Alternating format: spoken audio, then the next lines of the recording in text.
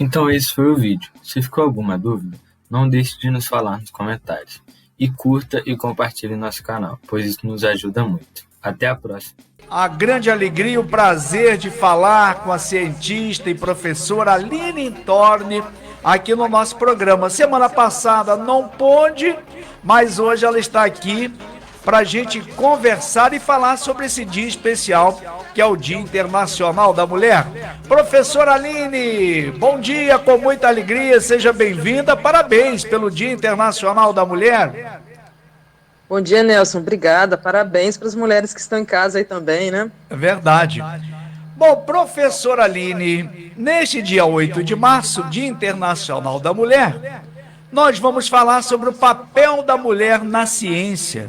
Porque muitas vezes, quando pensamos em cientistas, os nomes que vêm à nossa cabeça são nomes masculinos. Einstein, Newton, Carlos Chagas. Mas e a participação feminina na ciência, professora? Pois é, Nelson, muito bom poder falar sobre isso com vocês aqui, viu? Sim. E qual a participação da mulher na ciência brasileira? Falar um pouco dessa participação da mulher na ciência no geral. Ótima pergunta, Nelson. Uma oportunidade de falar sobre isso, né? Porque por muitos anos na nossa sociedade aqui predominou aquela noção de que a dedicação ao trabalho fora de casa e aos estudos era a atribuição dos homens, né? Uma sociedade machista, mas que a gente vem mudando aí, né? A mulher era permitido lá atrás somente o cuidado com o lar, com os filhos. Mas isso está mudando, felizmente isso está mudando, né? Essa representatividade feminina aí, ela tem aumentado na carreira científica, né? Ela foi muito baixa lá atrás e hoje a gente consegue já observar uma melhora. Tem um caminho longo aí pela frente, mas, por exemplo, hoje, né, um estudo que saiu aí de 2020 mostra que no ensino superior a maioria já é formada por mulheres. Ah, é? E se repete no mestrado, no doutorado, né? Só que os passos são lentos, né? Especialmente em algumas áreas aí, tecnologia, engenharia, matemática, né? A gente chegou a conversar sobre isso aqui num programa que a gente fez lá atrás, no início, quando a gente falou, por exemplo, que em física a gente tem muito poucas mulheres atuando, né? Em física? Exatamente. Em que área a mulher está atuando mais na ciência? A gente tem atuado muito nas áreas de ciências da vida, Nelson. Eu até trouxe esse destaque aqui para você, né? A gente viu aí, nesse momento da pandemia, que as mulheres, elas estiveram na linha de frente, porque as nossas profissionais de saúde, né, elas são, né, os profissionais são, na maioria, representados por mulheres, as enfermeiras que estão ali cuidando, né, muitas vezes, dos pacientes, né? E a gente tem observado, né, um aumento, né, nos estudantes do ensino superior, nas mulheres, né, na educação básica, a gente já é maioria, só que tem um problema aí, nos cargos de gestão, né, nos líderes, a gente ainda observa, né, que os homens são uma maioria e em grande quantidade. Né? É difícil a mulher chegar nesse espaço e a gente tem buscado isso, né? Cargos, por exemplo, né, de reitoras de universidades, secretarias aí de ciência e tecnologia, a gente vê poucas mulheres à frente. Mesmo na Academia Brasileira de Ciências, a gente nunca teve uma mulher à frente da Academia Brasileira de Ciências, né? Olha só, as nossas Pois é, né? Na Academia Brasileira de Ciências, a gente representa em torno aí de 14%, 15% do corpo de cientistas que estão lá. Então, a gente precisa melhorar, né? As nossas pesquisas também, os estudos mostram que elas são menos financiadas, né? Uma pesquisa aí do Censo da Educação Superior de 2019 mostrou, por exemplo, né, que os cursos de computação, de tecnologia da informação, comunicação, a gente está aí em menos de 15% as mulheres estão representadas, né? Incrível, né? Nas áreas... nas áreas de exatas como um todo, os cargos de engenharia, né, essa parte mesmo de dados, de processamento de dados, a gente ocupa no mercado de trabalho em torno de 1/4 das vagas, né, isso muito por conta desse estigma que a gente tem, que o raciocínio lógico, as habilidades matemáticas, elas foram aí historicamente consideradas masculinas. Mas não é por aí, né? A gente sabe que todo mundo tem as suas habilidades, e é uma questão de trabalhar essas habilidades, né? Mas lógico que a conquista ela é muito lenta, né? Mas a gente já tem assim um alento que as mulheres estão galgando um espaço maior também, né? Apesar da lentidão, apesar de alguém olhar assim com um jeito assim, aqui ainda não é para mulher. Ainda tem gente que vê dessa forma. Mas graças à determinação da mulher de ocupar o espaço, ela está conseguindo gradativamente.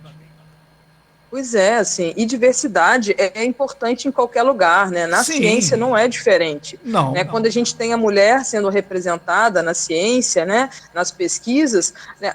O que é do interesse da mulher também vai ser pesquisado, né? Vai ser financiado pelos órgãos de fomento. Então é uma reação em cascata.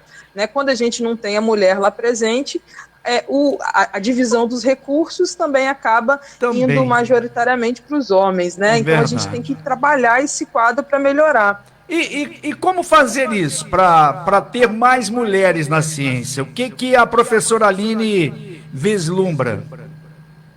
Olha, Nelson, o que a gente tem visto, tem buscado trabalhar e até com grandes projetos, né, de meninas na ciência, é trazer desde pequeno. Começar ali na escola esse trabalho, sabe? Rever as habilidades que a gente desenvolve, tanto nas meninas como nos meninos, porque tem várias nuances nisso, né? A gente tem que trazer as meninas, desde crianças, para trabalhar mais com jogos, para trabalhar essas habilidades de lógica, trabalhar, né, brincar mais com os carrinhos, né? Por que o brinquedo da menina só pode ser a boneca, né? Por que a gente não pode trazer um robô para a menina brincar também? Por que isso só fica na mão do menino? Então, a gente tem que fazer com que a ciência e tecnologia ela esteja mais presente com essa menina, né, com essa criança. Aí está um pouco do machismo, né? Pois é, né? E até o outro lado, né? Porque um dos pontos que eu trouxe aqui para a gente discutir é que, assim, a gente tem esses problemas na infância e tem na vida adulta também. Por que o cuidado dos filhos ele fica em cima somente da mulher? A gente precisa dividir mais esse espaço, né? Os pais hoje eles já são mais protagonistas, mas é desde pequeno que a gente trabalha, né? O cuidado com a casa, né? O cuidado com o outro. Se a gente prestar atenção, os brinquedos de menina têm sempre esse olhar, mas os brinquedos de meninos são mais voltados para a tecnologia. Então, se a gente conseguir um equilíbrio, e isso, a escola tem um papel importante, né? Tem várias metodologias hoje para serem trabalhadas na escola que fazem com que a criança, né, ela estimule a criatividade, ela inove, ela tenha mais atividades práticas, investigativas, para trabalhar esse olhar científico desde pequeno, até para a gente ter esse espaço da ciência mais ocupado, para a gente ter mais cientistas, né? A gente já comentou aqui também que a gente não teve um prêmio Nobel no Brasil ainda, a gente quer que isso aconteça. Então a gente precisa que essa carreira científica seja mais procurada. E o trabalho aí é desde pequeno. E na vida adulta, né, quando a gente chega nesse espaço, Nelson, um ponto importante que eu estava falando com você é a questão da maternidade. A gente já viu que esse momento produtivo, né, que acontece na vida do homem, ele muitas vezes não acontece, que é na faixa ali dos 30 anos, ele não acontece tão frequentemente na vida da mulher por conta das responsabilidades da maternidade. Então, na ciência, nas universidades, a gente tem buscado esse espaço, né, tem buscado medidas políticas para trabalhar esse olhar. Por quê? Que, assim, se nós somos, eu acabei de trazer números aí para você, mostrando que a gente tem uma presença massiva aí do gênero feminino na educação, né, nas escolas, na graduação, no mestrado, no doutorado. Por que, então, que dos cargos de liderança, somente 1 em cada 4 são mulheres que estão ali representadas? Isso é muito pouco. Né? Isso coincide com a questão da maternidade. Né? Isso mostra que a menina, quando a adulta, a mulher, quando ela está lá na universidade estudando e ela tem um filho, muitas vezes ela acaba largando os estudos. Isso atrasa, isso torna a competitividade mais difícil para ela. Então a gente tem que ter políticas para melhorar, né, nesse sentido. E a gente não está falando de algo só do Brasil, não, tá? Por isso eu estou dizendo que são questões maiores, né? São questões que as mulheres têm que lidar, né? A Unesco aí mostra que 30% dos pesquisadores de todo o mundo somente são mulheres. A gente tem mais que o dobro de homens ocupando essa posição. E mais uma vez aí trazendo o número do Prêmio Nobel, desde 1901, quando ele começou a existir, a gente só teve 59 mulheres sendo agraciadas com esse prêmio, enquanto aí mais de 800 homens, são 885 homens já ganharam esse prêmio, né? É quase 20 vezes mais. É uma diferença muito grande, né, Nelson? Uma grande diferença. Agora, professora Aline, que mulheres a professora Aline destacaria na ciência, hein? Principalmente mulher brasileira, tem aquela que você destaca, ou de qualquer nacionalidade? Pois é, Nelson, hoje eu trouxe nomes aqui brasileiros para a gente poder falar deles, viu? Porque para homenagear a nossa mulher, a nossa cientista, e para não ser injusta, para não ficar puxando a sardinha só para o meu lado aqui, eu vou me basear num estudo que saiu aí em 2020, né, da Elsevier, que é uma grande editora em ciência, né? O que essa pesquisa mostrou?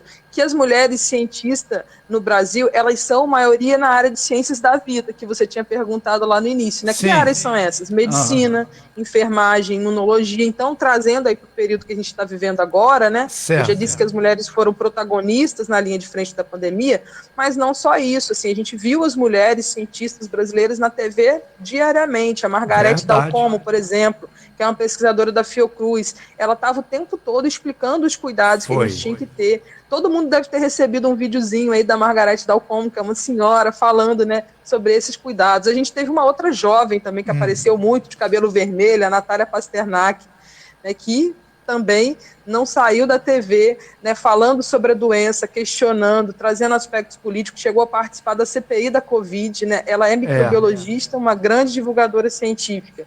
A gente também teve aí a Esther Sabino, que sequenciou o genoma do coronavírus aqui no Brasil e somou muito, né? E além da pandemia, né, a gente já teve aí, né, grandes nomes, né, como a Graziela Barroso, que é uma botânica, né, trabalhou e fez o seu doutorado com 60 anos e se tornou a maior taxonomista de plantas do Brasil, né? Ela conhecia as plantas como ninguém, classificava todas essas plantas, né? Teve a Maiana Zates. Então, com 60 anos, hein, professora Aline, com 60 anos, está ali sempre querendo mais, né? Que exemplo, né? Pois é. Que exemplo, assim, ela, se não me engano, eu acho que ela, não sei se ela é do Mato Grosso, essa pesquisadora Graziela Barroso, ela já faleceu, já não está mais com a gente, mas assim, teve um papel super importante descrevendo as plantas do nosso país, né? Olha... mostrando aí a nossa luta, né? A mulher guerreira que está sempre querendo mais. Verdade. Outro exemplo de luta, não sei se o pessoal vai lembrar da Maiana Zates, geneticista, que ficava aí por volta dos anos 2000, ela apareceu muito no Jornal Nacional por conta das leis para trabalhar célula-tronco, ela trabalha com genoma humano na USP, né? Trabalha com doenças neuromusculares e usava, né? Foi atrás de legislação para poder utilizar essas células-troncos no tratamento, né? E tem grandes feitos aí. Por último, para a gente não se alongar aqui, eu trouxe, né, a Sônia Guimarães, que foi a primeira mulher negra doutora em física no país. A gente comentou sobre a área de física, que é muito limitada, a gente não entrou aqui numa questão de raça, mas o negro também tem uma participação ainda pequena na academia, na ciência, a gente tem que aumentar. E tá aí a Sônia Guimarães, que é, né, uma pesquisadora, está lá no ITA, né, que é das instituições aí mais conhecidas do país, e lugar de mulher, gente, é onde ela quiser, né, e por que não na ciência, Nelson? É isso que a gente tem que lutar, trabalhar para cada dia mais a gente ter representação feminina, né, e nos postos de liderança também. Sim. Professora Aline, agora eu faço uma pergunta. O que te levou a caminhar pela ciência? O que me levou para caminhar na ciência foi um professor de biologia, lá na minha época de escola, né, e tá aí o papel dos professores, como é importante, e ele começou a me mostrar esse mundo. Eu sempre gostei de explicar, de estar com o outro e de pesquisar detalhes pequenos. Aí eu vim para a universidade, tive essa oportunidade, a UENF, né, que foi aonde eu estudei. Você pode entrar desde o primeiro dia no laboratório, e eu me encantei. Sempre quis trabalhar com biotecnologia, né? Quis a tecnologia na minha vida, trabalhar com inovação. E tô aí, Nelson. Foi isso que me estimulou. E hoje o que eu faço é tentar trazer mais meninas para esse espaço também. Eu ia perguntar agora, só para a gente fechar. O número hoje de estudantes na área de ciências na UENF, o número de homens é maior do que de mulher? Na área da biologia, não. Na área da biologia, a gente tem mais meninas. Sim. Na da engenharia, Nelson, eu vou ficar te devendo. Mas na minha época, enquanto eu era estudante e convivia com os colegas, ainda era mais de homens. Então, a biologia é mais mulher. Mudado. Isso, ciências da vida a gente tem mais mulher, as áreas de ensino, né, as licenciaturas, a gente tem mais mulher, e na área de exatas ainda, né, tem mais homens, e a gente tem que trabalhar para mudar isso, porque representatividade, né, mostra que todo mundo tem que estar em todo lugar, a gente tem que trabalhar as nossas aptidões e conquistar os espaços, né? É verdade. Professora Aline Intorni, eu quero mais uma vez agradecer muito a sua participação aqui no nosso programa, sempre engrandecendo e trazendo tanto brilhantismo para todos nós.